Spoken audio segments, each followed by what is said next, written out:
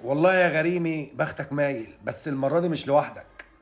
المرة دي الأهلي معاك. جماعة، هو في إيه في قرعة دوري الأبطال والكونفدرالية؟ في إيه بجد؟ يعني فرقة نادي الزمالك معاها مجموعة. حرفيا لو أنا حطيت لك ال 16 فرقة بتوع الكونفدرالية وقلت لك أنا عايز 8 بدون مجموعات، عايز 8 فرق من ال 16 فرقة دول تختارهم لي يلعبوا دور الثمانية، هتختار الأربع فرق اللي في مجموعة الزمالك حرفيا. وبعدين معلش بالراحة، مين الفرق اللي مع الوداد دي؟ جماعة هو في ايه؟ بجد حرفيا انا عارف ان هو تصنيف، بس يعني لا، يعني مفيش ميلة بخت كده يا غريمي. بصراحة بصراحة بختك مايل.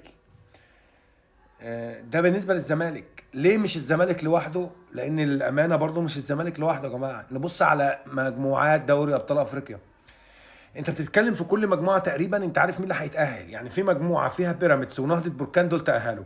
سان داونز والهلال تأهلوا. ممكن الميلودية تحجر شوية مع الهلال. سيمبا والترجي. يا جماعه في ايه؟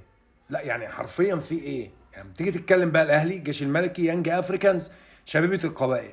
اولا فرقه من المغرب وفرقه من الجزائر، ولا اخفيك سرا، يكفي ان هم من المغرب ومن الجزائر.